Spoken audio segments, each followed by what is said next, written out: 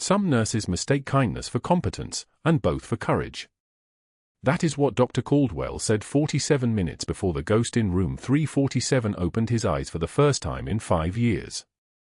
Cedar Creek Medical in Savannah smells like antiseptic and overbrewed coffee, fluorescent lights buzzing over linoleum worn to dull gray by a million footsteps. The hallways hum with that particular hospital rhythm, monitors beeping in distant rooms, the whoosh of automatic doors, the squeak of wheels on tile that never quite stops, even at 3 in the morning. Hannah Clarke moves through these corridors like smoke. Quiet. Precise. Invisible. She has been a night shift nurse at Cedar Creek for 3 months and 14 days. Nobody knows her last name except what the badge says. Nobody asks. Night shift is where the hospital sends people who don't ask questions and don't demand answers, the nurses who change for bags without complaint, chart vitals without editorializing, slip through the building like they are not supposed to be there. Hannah fits this perfectly. She changes for bags with hands that never shake. Her penmanship on the charts looks almost military in its exactness, each number and letter formed with the same precision someone might use to field strip a rifle. When she walks, there is a slight favoring of her left side, barely noticeable, the kind of limp that might come from an old injury she does not discuss. The white scars on her forearms catch the fluorescent light when she reaches for supplies in the medication cabinet, thin lines like parentheses around a story nobody asked her to tell. It is a Tuesday night in September when Hannah first spends significant time with the captain in room 347. His name is in the chart, a decorated Navy officer, call sign still classified, 5 years in the comatose ward after a catastrophic injury sustained in Marja during a Black Hawks operation that the official record says went sideways. The file is thick as a phone book. Multiple surgeries. Experimental protocols. Consultations from Walter Reed. A small parade of military brass visiting in the early months, stopping by less frequently as the years accumulated and hope did not. Now he is just another long-term patient, expensive and quiet, his bed by the window on the 3rd floor. His vital signs are stable. His prognosis is not. Hannah wheels her medication cart into room 347 at 11:56 p.m., and something shifts in her posture. The invisible woman becomes even more invisible, moving with the controlled deliberation of someone trying not to disturb something sacred. She checks the ventilator first, the machine breathing for him, hissing and releasing with mechanical rhythm. She verifies the feeding tube. She reviews the 4 lines with a nurse's attentiveness that turns into something else entirely, something that looks less like routine care and more like recognition. She spends 42 minutes in that room. At midnight, she steps out, and her hands are trembling. Not shaking, trembling, as if the trembling is not panic but restraint, as if something inside her is vibrating at a frequency the rest of her body is working hard to contain. She leans against the doorframe of room 347 for 8 seconds. Her jaw tightens. She closes her eyes. Then she straightens, pulls the chart, and returns to her rounds with the same methodical precision she brings to everything else. Before the end of the shift, Hannah has already begun to notice discrepancies. The medication logs show 3 rounds of experimental immunotherapy protocol, standard dosages, standard administration times. The captain should have received 480 milliliters across the course of the week. But when Hannah physically checks the inventory, the compounded batches, the vial logs, the pharmacy records, the math does not align. The medication was billed. The medication was documented. The medication was never actually prepared. She stands in the medication storage room at 2:13 a.m., chart in hand, and her eyes move across the numbers once, twice, then a 3rd time. She photographs the discrepancy with her phone. Just the pages. Just the numbers. She closes the chart and returns it to its slot with the same care she uses for everything. On Wednesday morning, during the nursing shift change, Dr. Caldwell stands in the break room with 3 residents rotating through Cedar Creek, young doctors still soft with idealism, still believing that medicine is about healing rather than billing. The coffee is thin and bitter, and Caldwell pours himself a cup with the casual confidence of a man who has never been told no by anyone who matters. Some nurses mistake kindness for competence, he says to the residents, not looking up from his phone, and both for courage. They don't last long in this department. One of the residents glances up. Caldwell's voice has that particular edge, casual cruelty disguised as professional observation, the kind of statement designed to establish hierarchy without appearing to try. "What do you mean, sir?" the resident asks. Caldwell finally looks at the door, where Hannah is hanging her bag in the staff locker. She does not acknowledge him. She simply removes her stethoscope from around her neck, wraps it carefully, and places it in her locker with the same deliberation she brings to everything. Her back is straight. Her movements are economical. Excessive emotional investment in terminal cases, Caldwell continues, his voice designed to carry. A sign of burnout. Unprofessional. We encourage emotional distance here at Cedar Creek. Compassion is important, of course. But compassion and competence are not the same thing. Hannah closes her locker. Does not turn around. Does not respond. She simply walks toward the exit with the same invisible stride, and the door closes behind her with a soft hiss. One of the residents looks uncertain. Another nods, as if learning something important about hospital politics. Caldwell smiles. It is the smile of a man who has just established power without resistance, which is the only kind of power he understands. But later that morning, when the day shift supervisor pulls the billing records for quality assurance review, something catches her eye. She prints the discrepancies from the captain's file and walks them directly to Caldwell's office. The medication logs show charges for protocols never administered. The pharmacy records do not match the clinical documentation. The experimental treatments are billed but never compounded. It is approximately $47,000 across 6 months, and the pattern is unmistakable.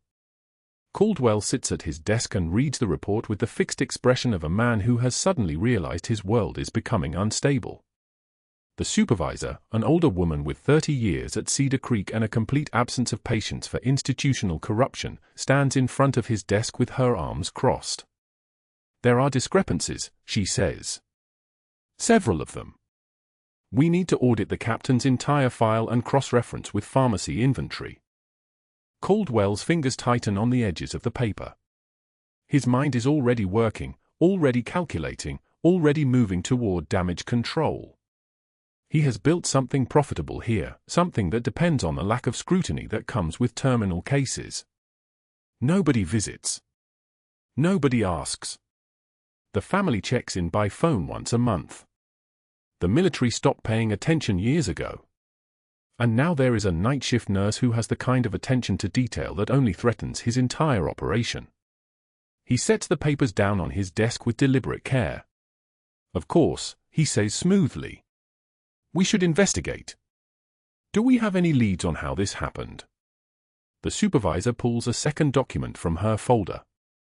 It is Hannah's charting from the previous night. Every discrepancy carefully documented. Every inconsistency flagged. Every medication cross-referenced with inventory. It is the work of someone who is not asking questions casually. It is the work of someone who is documenting a crime. She noticed during the night shift, the supervisor says. "Night shift nurse. Been here about 3 months." Caldwell nods slowly, his expression unchanged, but something in his eyes hardens. The night shift nurse. The invisible woman.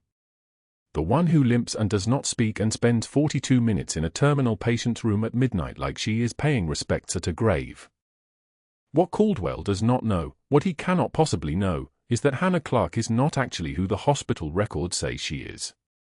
That 3 months ago, when she submitted her application with forged credentials and a borrowed social security number, she had just been extracted from a classified operation in which everything attached to her real identity had been erased.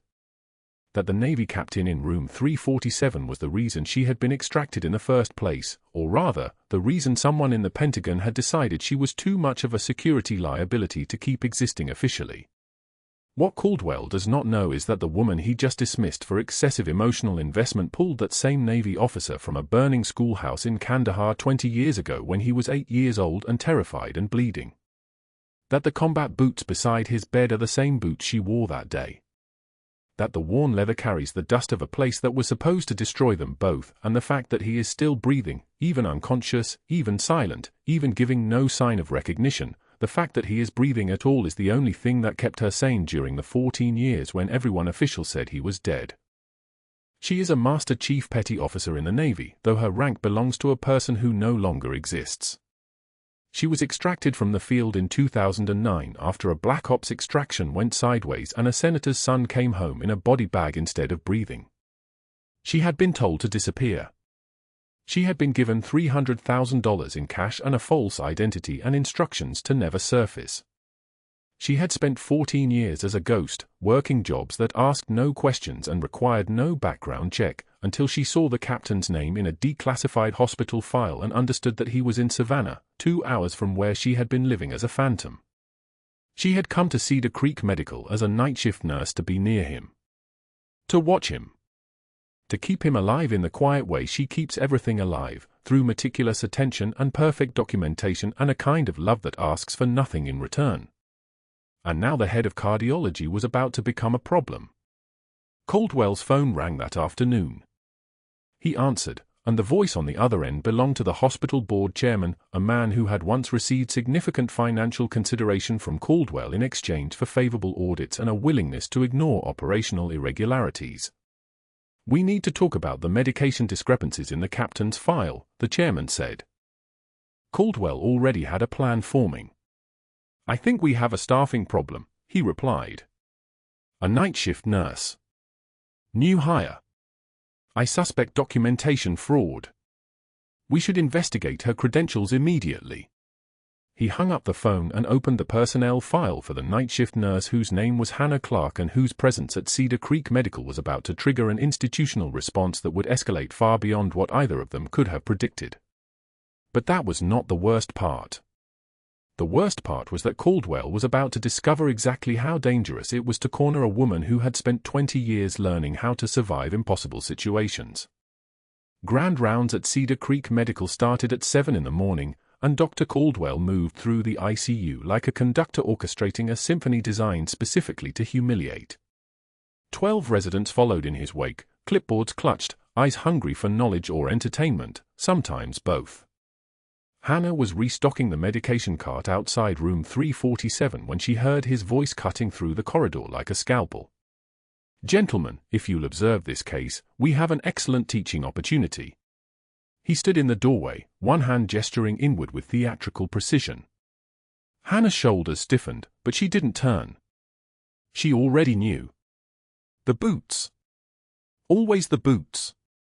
Caldwell positioned himself beside the captain's bed, the residents forming a semicircle of white coats and open notebooks.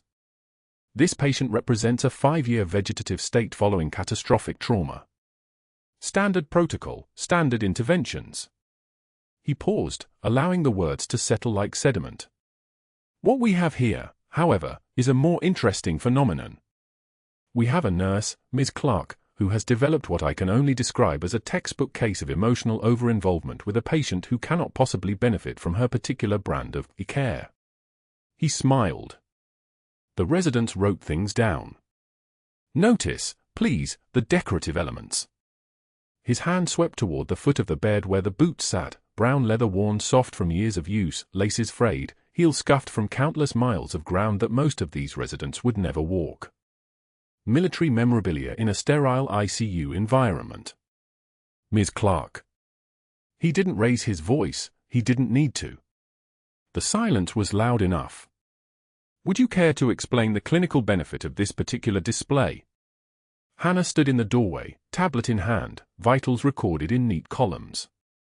She could feel 12 pairs of eyes on her back. She turned, stepped into the room, and met Caldwell's gaze without flinching. Her jaw tightened almost imperceptibly, a single muscle fiber in her left temple contracting and releasing. Her hands remained perfectly steady. The patient's family requested personal items that might provide familiar environmental stimuli. Sensory engagement can activate neural pathways even in non-responsive patients.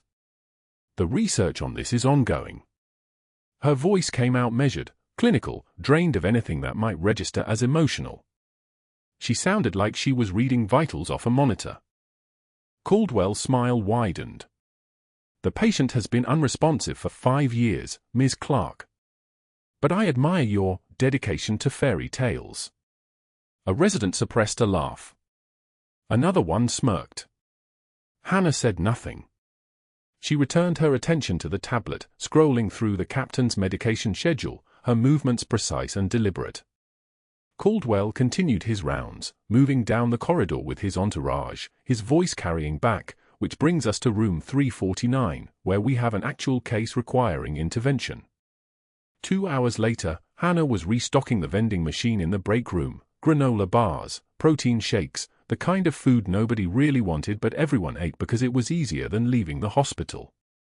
Dr. Jensen rounded the corner, followed by 2 other residents, Dr. Prakash and Dr. Morrison. The room smelled like old coffee and the peculiar staleness that comes from fluorescent lights humming overhead since 5 a.m. Jensen leaned against the counter. "So what's the story with Boots?" His tone was conversational, almost friendly. "The most dangerous kind." "Dead boyfriend? Dead brother? Some guy you stalked at a VA hospital?"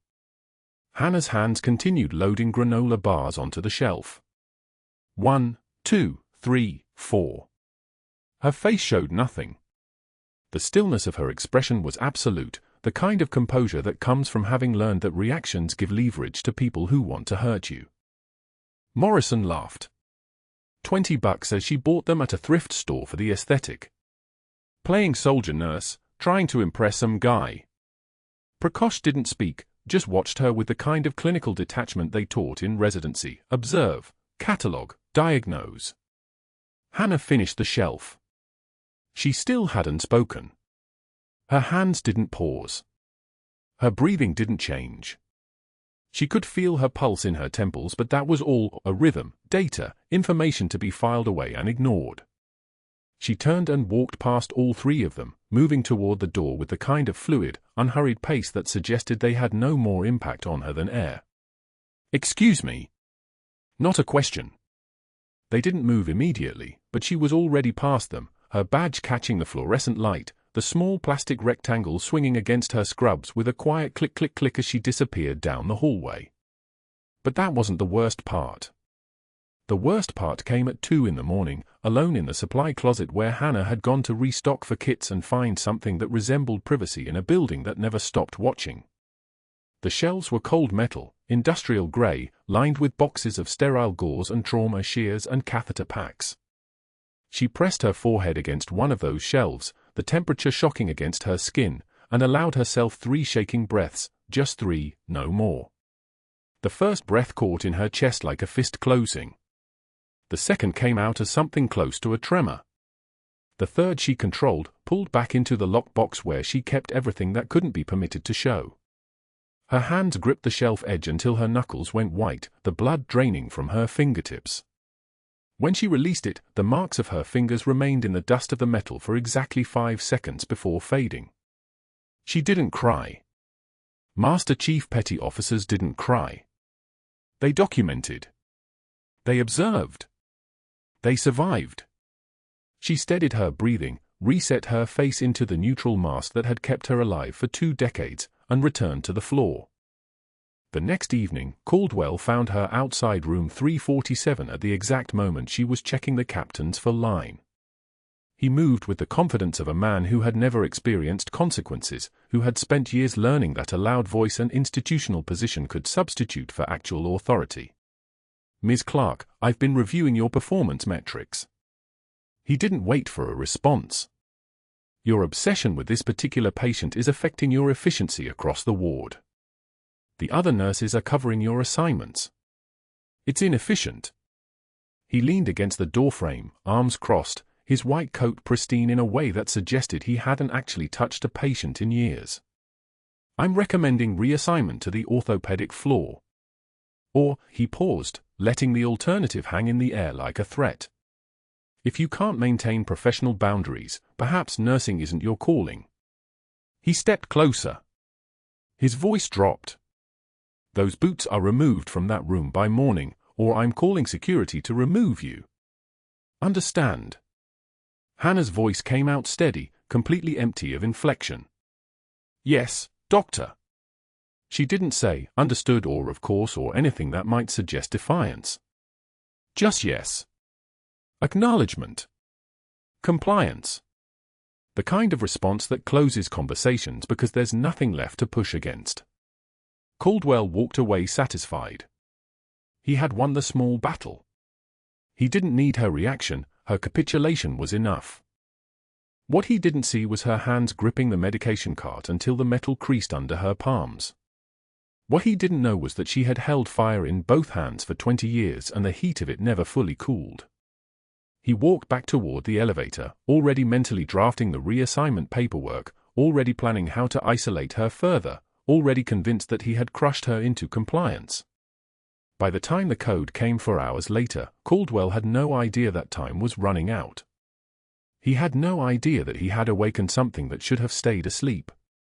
The fluorescent lights hummed their mechanical song, the ventilators breathed their rhythm, and somewhere in room 347, a monitor was about to scream. The captain's monitor shrieked at 4:17 a.m. Not the normal rhythm alarm. Not a sensor malfunction. The sound of a heart stopping, one moment of steady beeping, the next a flatline scream that cut through the quiet ward like a blade. Hannah heard it from the hallway where she was restocking the crash cart. She moved before her brain caught up. The crash cart was already in her hands. Muscle memory took over. Room 347. 18 inches per second down the corridor. Her boots didn't make a sound on the tile, a technique learned in desert dust and urban compounds where noise meant discovery. The captain lay motionless, his chest rising and falling with the ventilator's mechanical rhythm, but the monitor told the truth. Ventricular fibrillation. His heart had stopped contracting. Without intervention, irreversible brain death in 4 to 6 minutes. The night shift RN was already reaching for the defibrillator pads when Hannah entered. 2 other nurses stood frozen, one reaching for the phone to call code blue, the other staring at the flat line as if waiting for permission to panic. "Step back." Hannah's voice was flat. Modulated. The voice of someone who had spoken over rotor wash and howling wind. "We need to call the code team," the charge nurse said, but she was already moving out of the way. The authority in Hannah's tone wasn't a request. It was a command, and 23 years of night shift nursing had taught Cedar Creek staff to recognize the difference between panic and competence. Hannah set the crash cart beside the bed with one smooth motion.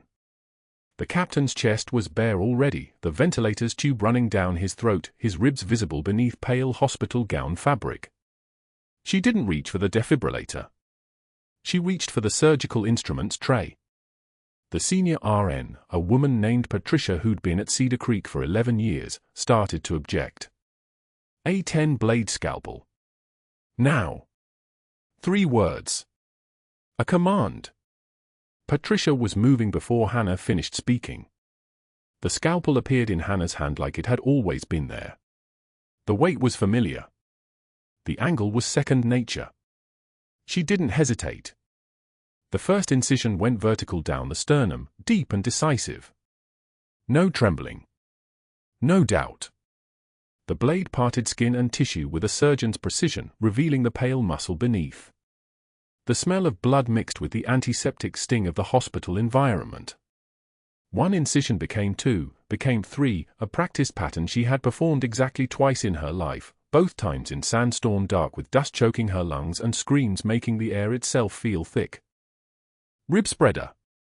4.0 retractor. Move. Her hands were already in the chest cavity, feeling for the pericardium. The membrane surrounding the heart was taut and bloodless. She nicked it open with surgical precision. The heart lay exposed. Pale. Still. A muscle meant to beat had simply stopped. Hannah's right hand formed a fist.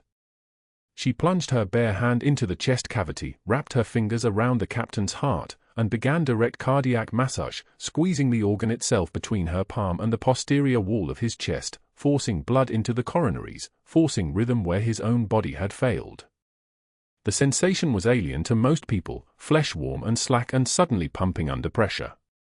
To Hannah, it was muscle memory translated into saving a life. 1 milligram epinephrine for push. Now.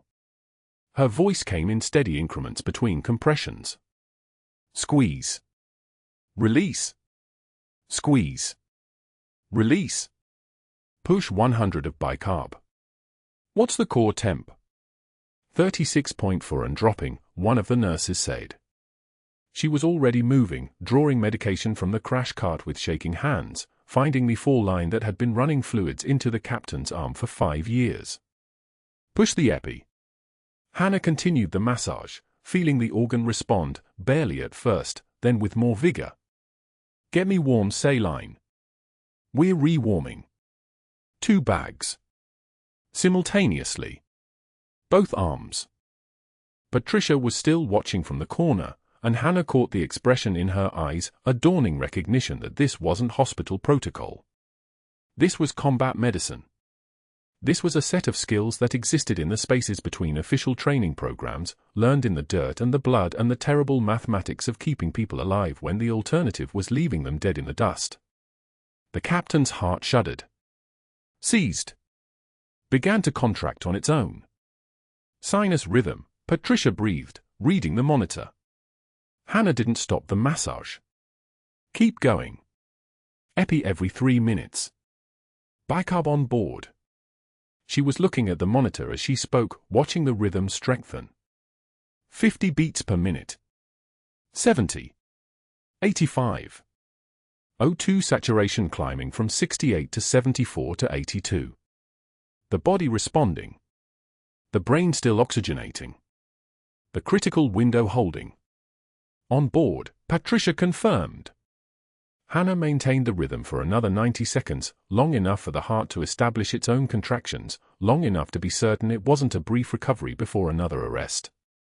The moment she felt sustained cardiac output under her palm, she withdrew her hand slowly and stepped back. Her hand was slick with blood. Her scrubs were stained crimson from neckline to waist. 3 small surgical incisions in an open chest cavity. A monitor showing something close to normal sinus rhythm. Get cardiothoracic down here.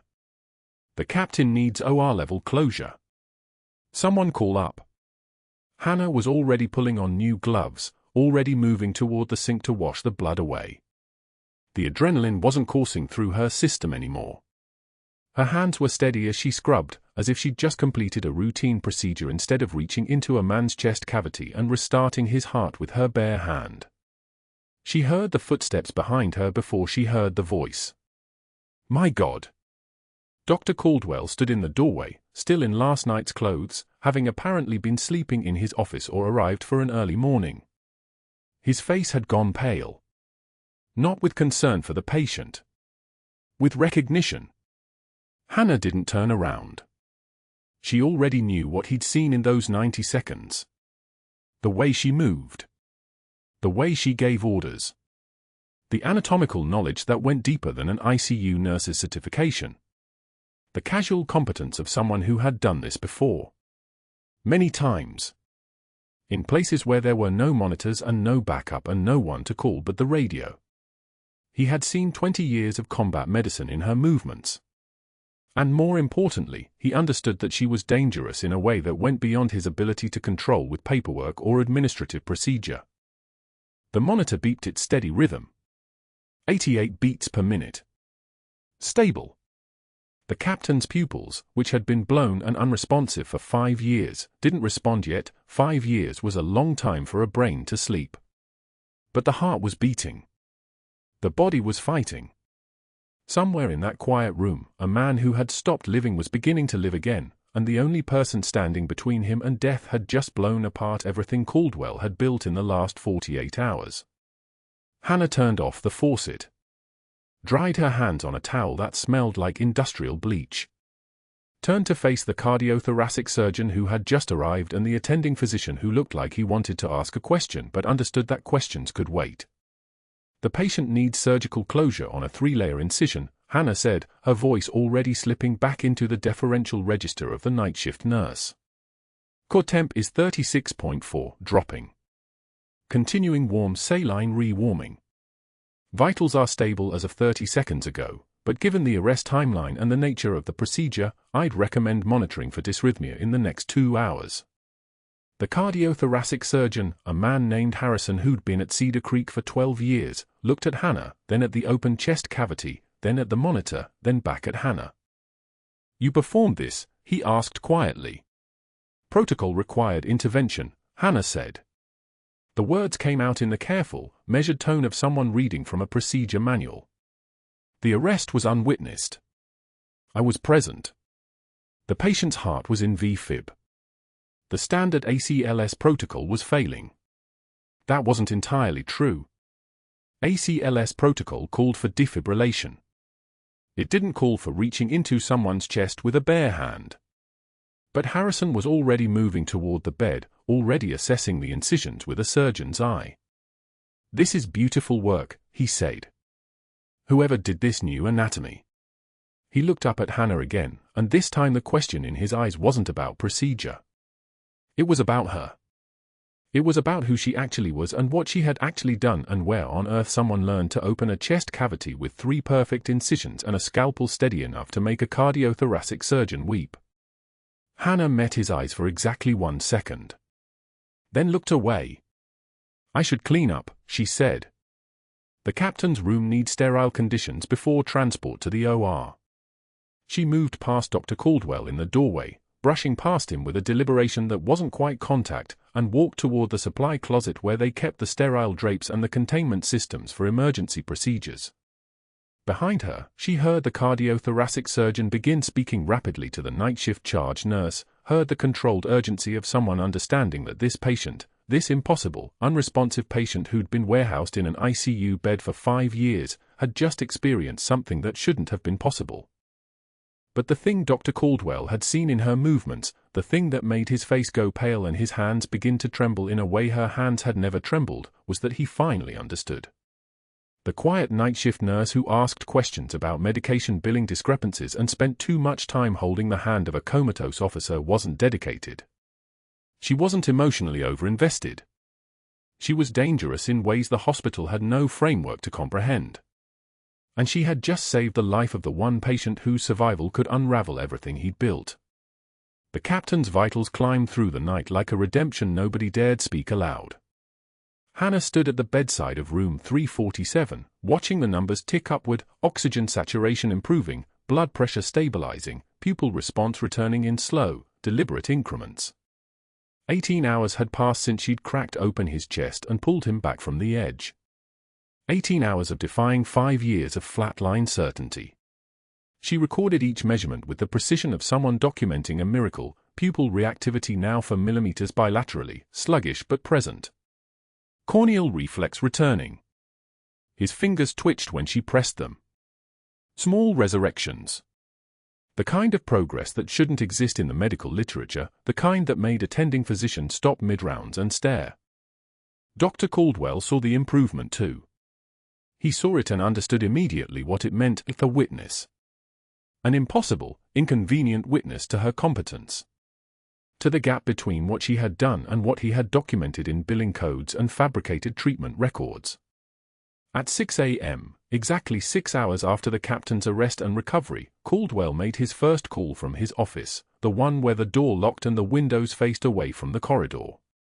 He dialed the hospital board chairman's private line, a man named Sterling who owed him 3 favors from an investment portfolio that had grown very comfortable over the years. "We have a credentialing issue," Caldwell said quietly. "A night shift nurse. Questionable qualifications. I need her credential file pulled and reviewed before end of business today." The chairman didn't ask questions. Favors were transactional currency in hospitals like Cedar Creek. By 7:15 a.m., Caldwell had filed a complaint with the Georgia Nursing Board, allegations he'd carefully constructed the night before, vague enough to survive scrutiny but specific enough to trigger investigation. Falsified credentials. Unauthorized procedures. Patient endangerment.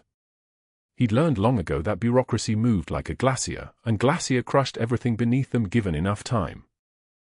Hannah moved through her shift with the efficiency of someone who understood she was being watched now. Security cameras tracked her path to room 347. She knew it. Marcus, the hospital security guard who'd worked the ICU for 12 years, had warned her with his eyes when she arrived for her shift, a quick glance toward the corner camera, a subtle shake of his head. Caldwell was building something. A case. A narrative. She'd seen it before in Kandahar, the way administrative systems could be weaponized by someone with institutional access. The way truth could be buried under layers of procedure and paperwork. By 11 a.m., Caldwell had activated his network completely. An investigator, someone he'd worked with on other matters, someone who understood that evidence could be arranged like furniture in a room, had been brought in from an outside firm.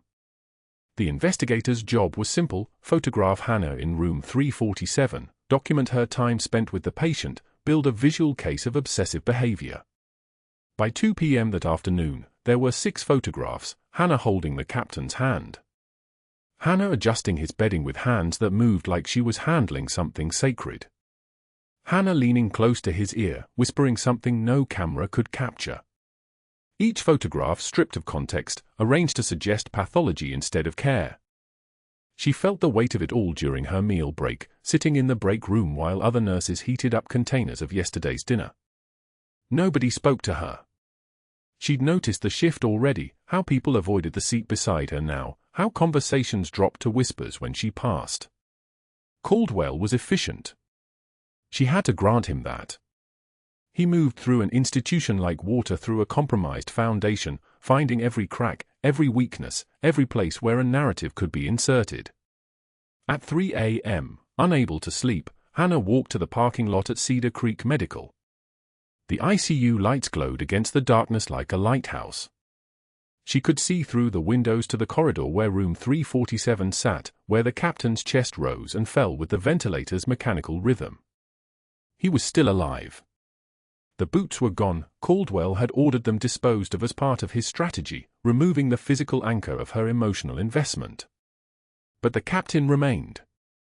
And Caldwell was going to erase him.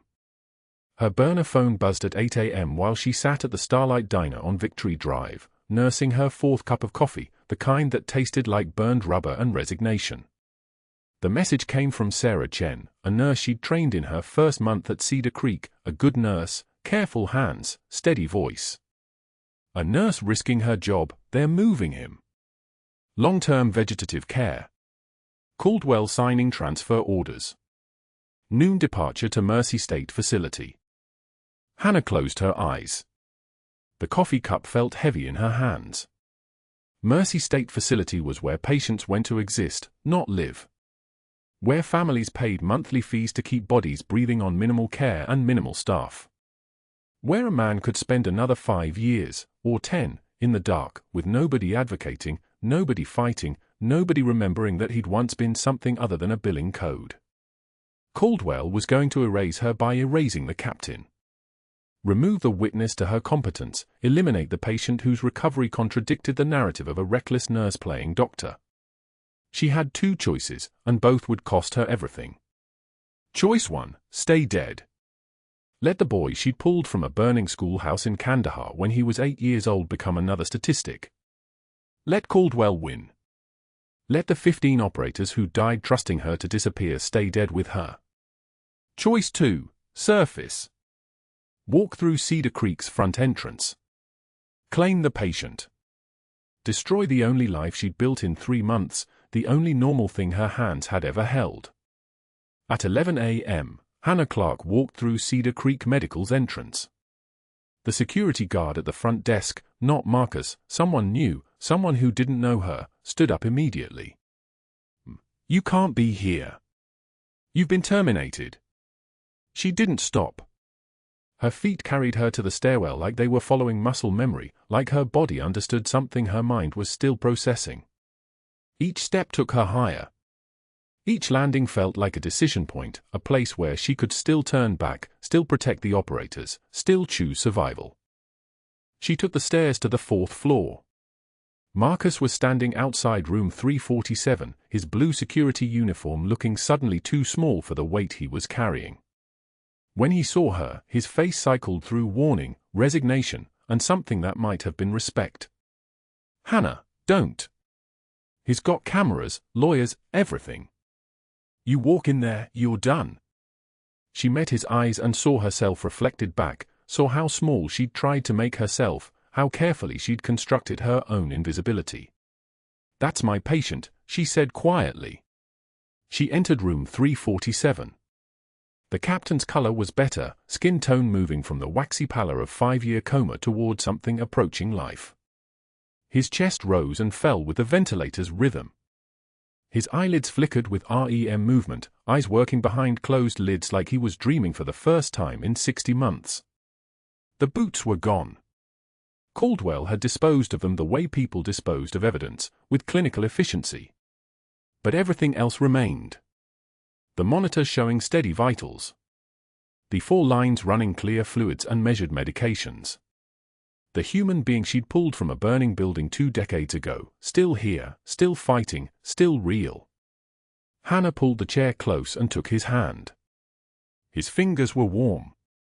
His grip lacked strength but carried intention, the first voluntary contact he'd made since the explosion in Marja. "I'm sorry I couldn't stay," she whispered, and her voice sounded like something breaking underwater, muffled and slow. "But you're going to make it. You survived Kandahar. You survived being 8 years old in a burning schoolhouse. You'll survive this too." His fingers twitched. Once. Twice. Outside room 347, alarms began sounding, not the captain's monitors, but the institutional alarm of protocol being violated. Caldwell appeared in the doorway with hospital security and the chief of staff behind him, flanked by lawyers who looked like they'd been assembling since dawn. His face carried the satisfaction of a man whose trap was closing perfectly. "Remove her," Caldwell said to the guards, his voice smooth and professional. "Now. She's trespassing and interfering with authorized patient transfer. Call the police if necessary." 2 security guards entered the room. Hannah didn't resist. She let them guide her toward the door, her hand slipping from the captain's grasp. But as her arm extended away from his bed, as gravity pulled her toward the exit and toward whatever came next, the captain's monitor spiked. His oxygen saturation climbed. His heart rate jumped from steady rhythm to something approaching urgency. His eyes moved behind closed lids in rapid, purposeful movements. His hand reached across the bed, fingers reaching toward empty air where hers had been, and his lips formed a shape, a word, a sound, a name, that nobody could quite hear but everyone understood meant something, meant everything, meant that whatever was happening in this room had nothing to do with procedure and everything to do with something the medical literature had no category for. The room froze. The mounted television in the Cedar Creek Medical lobby switched channels mid-coffee sip. Caldwell was standing near the revolving doors when he saw it. Morning show chatter cut to urgent graphics. Red banner scrolling across the screen. His hand went still halfway to his mouth. Breaking news, the anchor's voice carried through the lobby. Missing combat hero found, decorated Master Chief Petty Officer Hannah Clarke, presumed dead after classified operations, spotted alive in Savannah. Military intelligence confirms the operative has surfaced after 20 years off official records. Caldwell's coffee cup hit the tile floor. It didn't shatter. It rolled. Dark liquid spreading in a perfect circle, as if the universe had time to mark exactly where the moment his control ended began. Room 347 had a visitor that morning. A young Marine Corps lieutenant, class of 2019, visiting the unit's wounded. He'd come to see his platoon sergeant. Instead, he found himself in the ICU, and his eyes caught on something that didn't belong. Boots. Worn tan leather, laces tied with military precision, resting beside the captain's bed like a memorial. Like a promise. The lieutenant's jaw tightened. He knew those boots. Knew the woman standing in the doorway as security escorted her from the room, her dress white somehow immaculate despite everything, her shoulders back like a woman who'd already carried enough weight to crush most people into the ground. He stepped into the hallway. His voice was low. Controlled. A battlefield name spoken like a prayer. Reaper 6. Hannah's stride broke. For one breath, just one, she stopped. Then her head turned. Their eyes met, and the lieutenant saw it. Saw the legend he'd only heard about in whispered stories. Saw the woman who'd saved a senator's son from a mass grave in a place that had never officially existed. Saw the Master Chief Petty Officer who'd been erased because the truth was worth more than the lie. She didn't nod. She didn't smile. She just met his gaze, and something in her face shifted.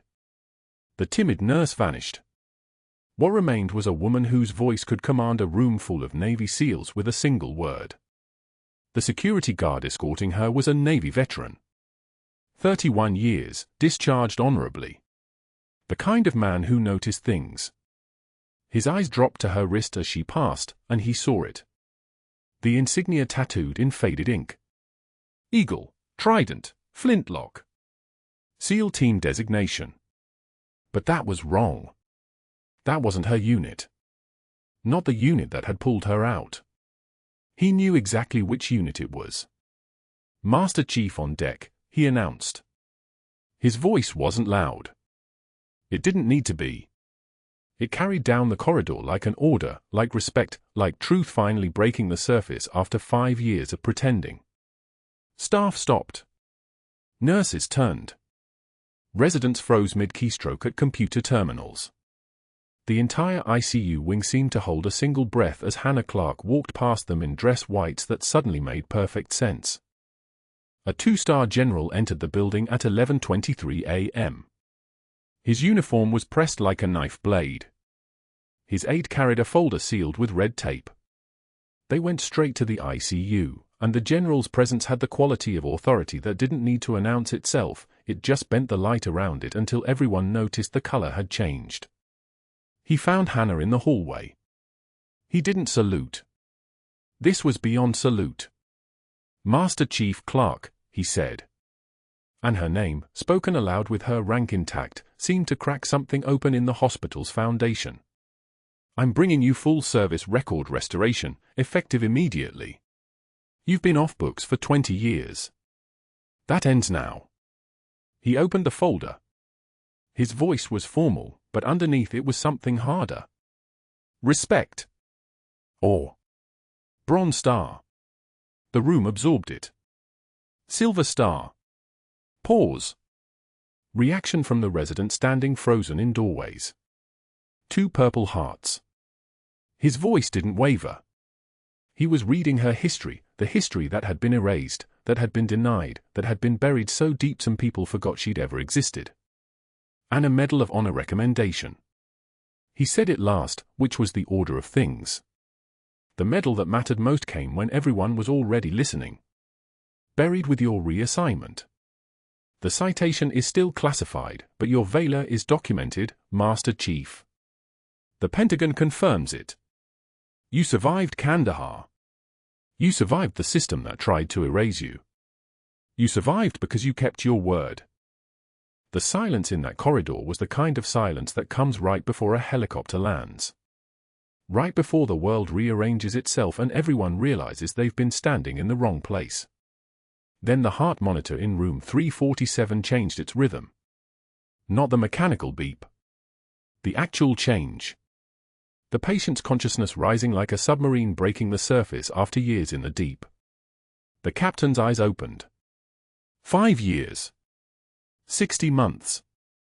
1,825 days of darkness, and his eyes opened and found her immediately.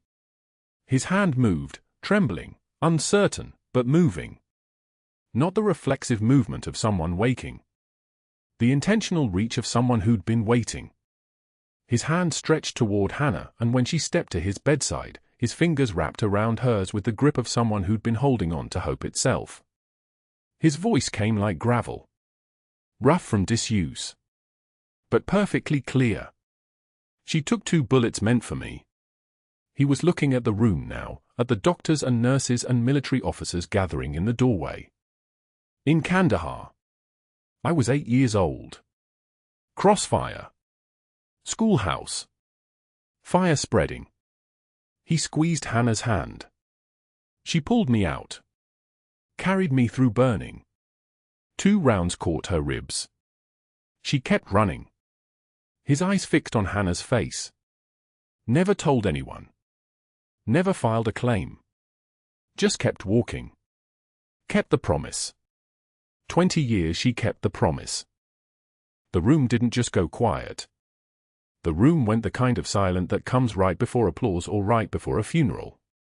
The kind of silence where everyone understands they've just witnessed something that rewrites the narrative. And then the FBI arrived. Special Agent Morrison walked into the ICU at 11:08 a.m. with his partner, their credentials visible but unnecessary. Everyone already knew what they were. The room had a feel when federal agents entered, a weight change, like the pressure before a storm. Morrison went directly to where Caldwell was standing near the nursing station, pretending to review charts with the concentration of a man having the worst hour of his life.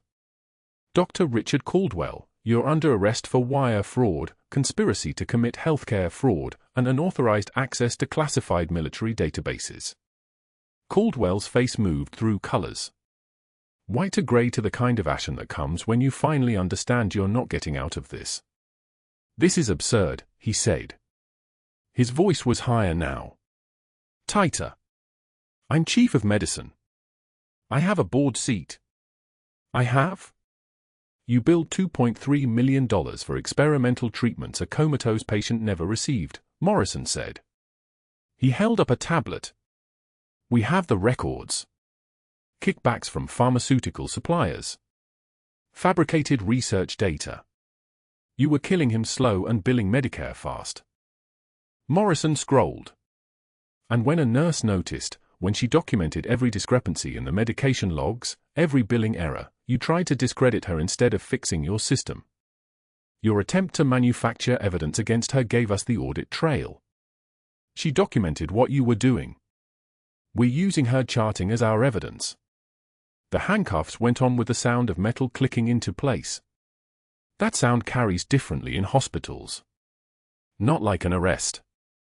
Like a reckoning. They walked him past the nurse's station.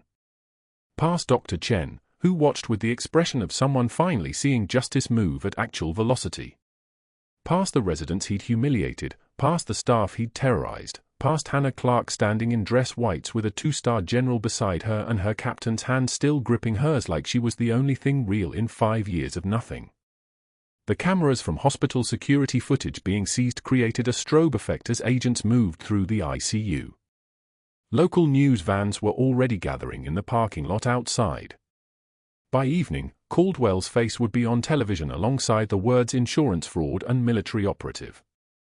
By tomorrow, his medical license would be reviewed. By next week, his trial would be scheduled. And somewhere in an office at Coastal Community College, there was a position opening up.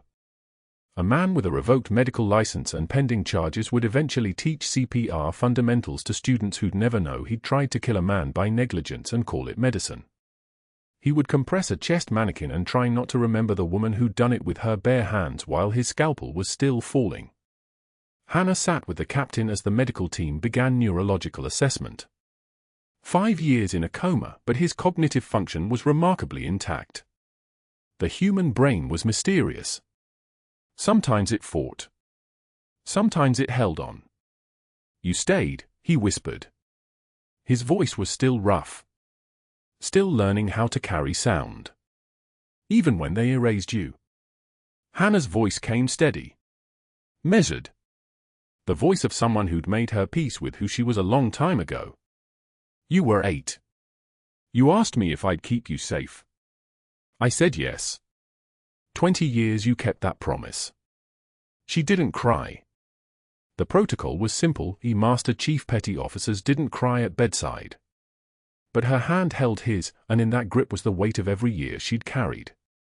Every deployment. Every bullet. Every night she'd woken knowing her name wasn't hers anymore, and it didn't matter because some promises transcended identity. What happened next didn't just silence the room. It began a reckoning that would reshape Cedar Creek Medical's entire future. If you're enjoying the story so far, hit that like button. And I'd love to know, drop a comment telling us where you're watching from.